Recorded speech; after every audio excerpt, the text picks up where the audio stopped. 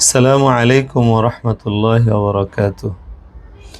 রাসূলুল্লাহ সাল্লাল্লাহু আলাইহি ওয়াসাল্লামের হাদিসে মুবারকার মাঝ থেকে ছোট্ট একটি হাদিস আপনাদের সামনে উপস্থাপন করছি।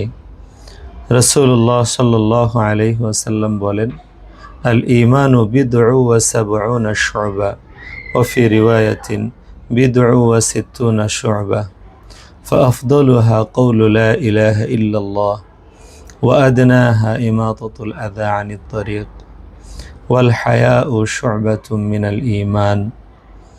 হাদিসটি সহিহ বুখারী ও মুসলিমে উল্লেখ হয়েছে, যার অর্থ হলো রাসূলুল্লাহ সাল্লাল্লাহু আলাইহি ওয়াসাল্লাম বলেন, ঈমানের 60 কিংবা 70টার অধিক শাখা রয়েছে।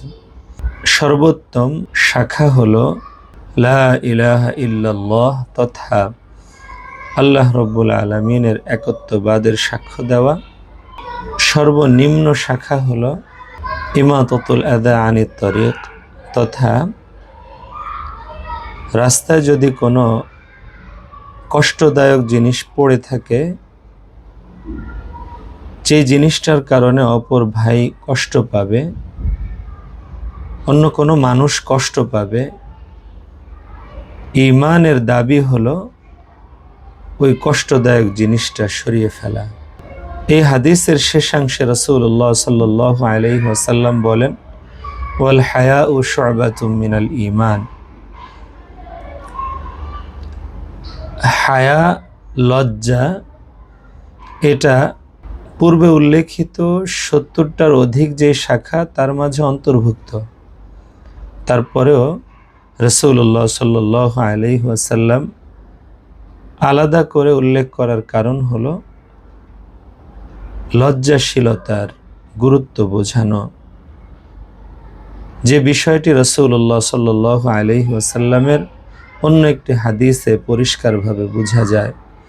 রাসূলুল্লাহ সাল্লাল্লাহু আলাইহি ওয়াসাল্লাম বলেন, ইযা লাম তাস্তাহি ফাসনা মা শিত, তথা যখন তোমার লজ্জা রইল না, তখন তোমার দ্বারা এমন অনেক কিছু করা সম্ভব যা লজ্জা থাকলে কল্পনাও করা যেত না।